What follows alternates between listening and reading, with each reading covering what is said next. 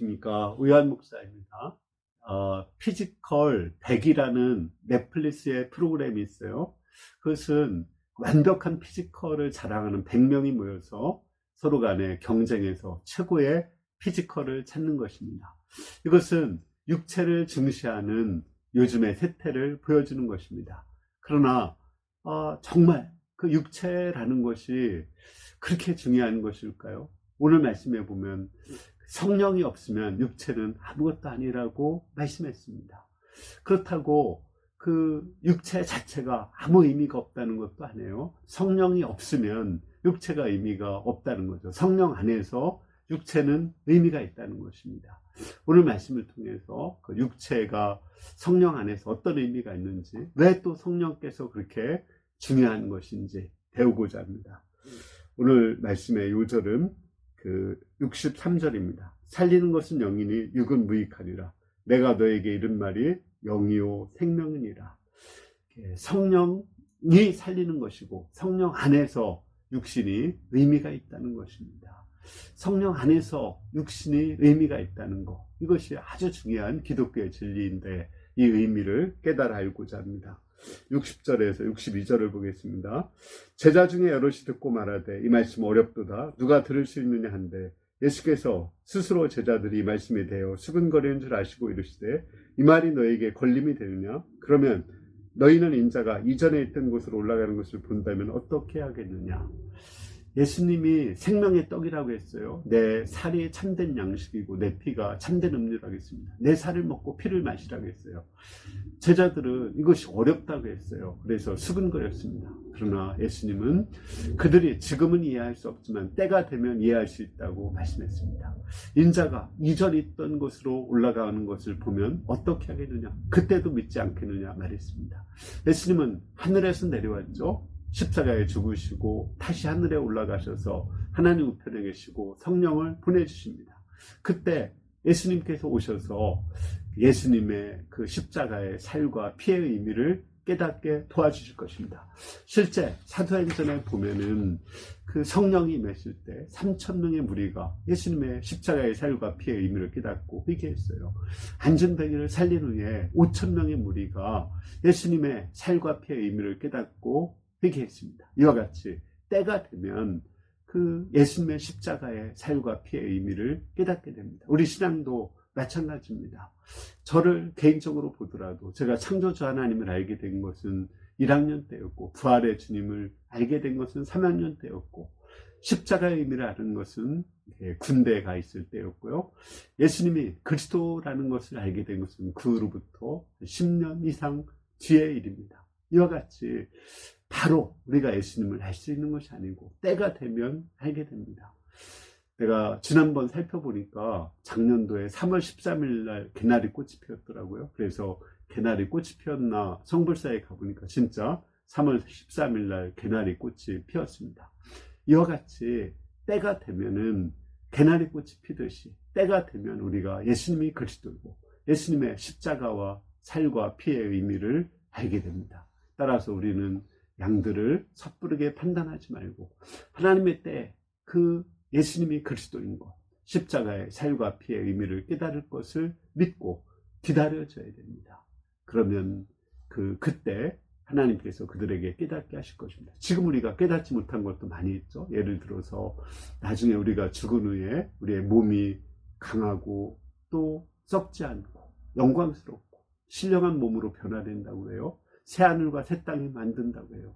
근데 이거 여러분들 이해할 수 있습니까? 지금 잘 이해되지 않지만 그러나 때가 되면 모두가 다 이해하게 될 것입니다.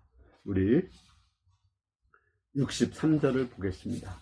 살리는 것은 영이니 육은 무익하니라. 내가 너에게 이른 말이 영이요 생명이니라. 예수님은 그 육을 지나치게 중시하는 사람들에게 살리는 것이 영이라고 했어요.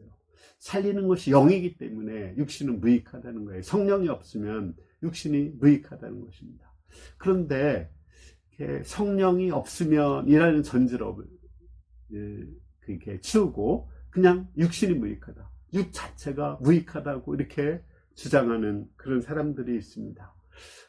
이런 사람들은 대부분 금욕주의나 쾌락주의로 흘러요. 금욕주의와 쾌락주의는 반대 같은데 동전의 양면과 같은 것입니다. 금욕주의를 하는 사람들이 쾌락주의에 빠지는 경우가 많습니다. 제가 해국스님이라는 분 그 사진을 보니까 손가락 3개가 불에 탔어요. 왜 이렇게 불에 탔냐고 물어보니까 성철 스님의 제자인데 예쁜 여자를 봤는데 자꾸 생각이 난다는 거예요.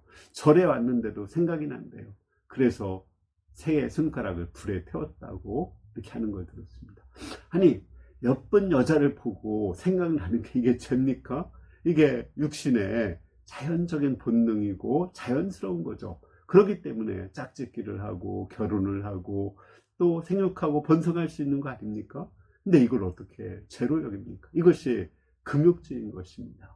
이렇게 금욕주의에 빠지는 그 스님들이 고려 소교나 이런 데 보면은 이들이 또 이렇게 동성애에 빠지고 또 어린 아이들과의 그런 동성애에 빠지는 경우도 많이 있습니다. 이것은 그 신부님들도 마찬가지예요. 신부님들 결혼 안 하잖아요. 이런 경우에 그들도 똑같이 이런 금욕적인 생활하다가 동성애에 빠지는 경우 있습니다. 우리는 이런 금욕주의적인 그 신앙생활, 육체를 너무 학대하거나 마음대로 사는 이런 금욕주의적인 생활을 경계해야 됩니다. 육체를 너무 무시해서는 안 됩니다. 우리 예수님은 이렇게 성령 안에서 육체를 되게 긍정하셨습니다. 육체를 긍정했기 때문에 육신의 몸을 입고 오셨죠. 또 혼인잔치집에 가서 예수님은 첫 번째 표적을 행하셨고요. 또 예수님은 이렇게 먹고 마시면서 정말 잘 먹고 마시는 사람들을 신앙생활을 잘 하는 사람이라고 인정해 주었습니다. 사도 바울도 마찬가지죠. 골로새서라든지 이런 데 보면은 이렇게 이 결혼을 중시하고 먹고 마시는 거 이런 것을 되게 중시하는 것이 나옵니다. 성령 안에서 이것은 되게 긍정적인 것입니다. 제가 학생 때 어떤 자매가 있었는데 신혼부부가 임신을 했는데 와 더럽다고 하는 거예요. 아니 신혼부부가 임신했는데 뭐가 더러워요. 아름다운 거지. 사랑이 아름다운 거죠. 근데 나중에 그 여자가 또 이렇게 죄에 빠지는 것을 보았습니다. 이런 걸 보면 금욕주의와 결국은 쾌락주의는 동전의 양면과 같다는 것을 알 수 있습니다. 예수님은 성령 안에서 육체를 긍정했습니다. 이것을 쓴 것이 요한 1, 2, 3서예요. 요한 1서에 보면은 예수님이 육체로 온 것을 부정하는 것마다 그것은 적그리스도라고 했습니다. 또 우리 영혼이 잘됨 같이 범사에 잘되고 강건하기를 원한다고 했어요. 우리가 영혼이 정말 잘 된다면 육체도 건강하고 물질적으로도 하나님이 복 주시기를 원하고 성공하고 번영하기를 원하신다는 것입니다. 그렇다고 또 이것을 지나치게 영은 전혀 배제하고 전제가 없이 영혼이 잘됨 같은데 이것은 별로 관심이 없고 육체가 잘 되고 번성하고 강건하기를 바란다. 범사에 잘 되기를 바란다. 여기에만 관심을 가지면 이것은 기복주의, 번영신학, 성공신학에 빠지기 쉽습니다. 이런 사람들은 물질적인 것을 지나치게 중시해요. 예수님께 떡을 먹고자 온 무리들처럼 이들은 하나님 나라, 영생에 대해서는 관심이 없습니다. 그래서 예수님이 만약에 계속하여 떡을 안 주고 영적인 것만을 얘기하면 다 예수님을 떠나버립니다. 이런 것은 세속주의의 문제입니다. 우리는 영혼이 잘됨 같이 범사에 잘되고 강건한 걸 원해야 돼요. 영이 없다면 육은 아무것도 아닌 것입니다. 아무리 우리가 성공하고 또 높은 지위를 얻고 어여뻐도 하나님 나라에 갈 수 없어요. 우리 복음성가에 있는 것이 있죠. 벼슬로도 못 가고 어여뻐도 못 가고 남착해도 못 가는 그런 나라가 하나님 나라입니다. 하나님 나라는 거듭나서 성령으로 거듭나야만 가는 나라예요. 우리가 아무리 가난해도 우리는 거듭나서 하나님 나라에 가야 되고 병이 들어도 거듭나서 하나님 나라에 가야 되고 우리가 아무리 비천한 직업을 갖고 있더라도 거듭나서 하나님 나라 가는 것이 맞는 것입니다. 이렇게 하나님 나라를 가면 하나님은 우리의 영혼이 잘된 것이 범사에 잘되고 건강하게 해주십니다. 64절에서 65절을 보겠습니다.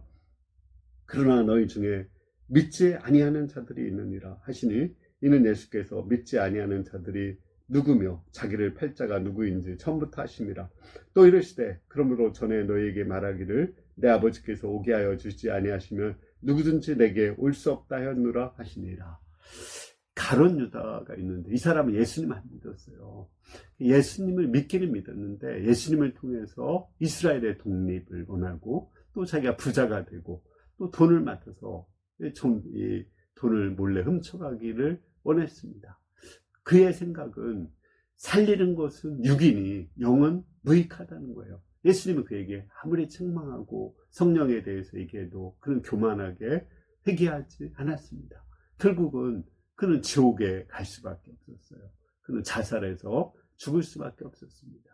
이렇게 영을 무시하고 육만 강조하는 사람들은 결국은 천국을 갈 수 없고 지옥에 갈 수밖에 없는 사람들입니다. 그들의 마음에는 진정한 행복이 없어요. 잠시 일시적인 기쁨과 행복이 있겠죠. 돈 벌고 또 명예를 얻고 사람들의 인정과 칭찬받고 또 성형수술하면서 잠시의 기쁨은 있겠지만 이것이 풀과 같고 풀의 꽃과 같이 일시적인 것입니다. 그들에게 정말 영원한 기쁨, 영원한 행복, 하나님 나라는 없습니다. 결론적으로 살리는 것은 영이니 육은 무익하다. 이 말은 뭘까요? 이렇게 성령이 없다면 육은 낯생이라는 거예요. 아무것도 아니다. 아무리 육적으로 잘 돼도 그 사람 지옥 간다. 그러므로 살리는 것, 영, 성령이 중요하다. 하나님 나라에 대한 소망을 갖고 거듭나는 것, 이것이 정말 중요하다는 것입니다. 그리고 그것만이 아니라 정말 살리는 것은 영이니 살리는 영 안에서 육은 무익한 것이 아니라 의미가 있는 것입니다. 성령 안에서 우리가 결혼하는 것, 또 행복한 가정을 이루는 것, 맛있게 먹고 사는 것, 이것은 모두가 다 의미가 있는 거죠. 우리가 영혼이 잘된 것이 범사에 잘되고 강건하는 것, 이것이 예수님이 원하는 것입니다. 먼저 영혼이 잘 돼야 돼요. 영혼이 잘 되는 건 관심이 없이 범사에 잘되고 강건한 거, 그것만 원해서는 안 됩니다. 그건 낯생해요. 먼저 우선적으로 우리가 굶어도 가난해도 병들어도 비천해도 먼저 영혼이 잘 돼야 돼요. 그리고 영혼이 잘됨 같이 육체적으로도 잘되고 강건하는 것, 이것이 하나님의 뜻입니다. 우리 모두가 영혼이 잘됨 같이 범사에 잘되고 강건하는 것, 그래서 살리는 것이 영이니 육은 무익하다, 이 말씀을 마음에 깊이 영접하고 아주 행복한 하나님 나라를 누리는 신앙생활을 할 수 있기를 기도합니다. 아멘. 기도하겠습니다. 은혜로우신 주님, 오늘 말씀 통해서 살리는 것이 영이고 육은 무익한 것을 알게 하셔서 감사합니다. 우리가 성령을 충만히 받게 하시고 또 영이 잘되고 범사에 잘되고 강건하게 축복하여 주시기를 기도합니다. 예수님의 이름으로 기도했습니다. 아멘. 요즘은 정말 육을 중시하는 피지컬의 시대죠. 이런 때 정말 중요한 건 육이 아니라 영입니다. 그 안에 행복이 있고 천국이 있고 하나님 나라가 있습니다. 우리가 영을 정말 잘 되고 영이 잘 돼서 육체도 잘 되고 건강하고 행복하게 살 수 있기를 기도합니다. 감사합니다.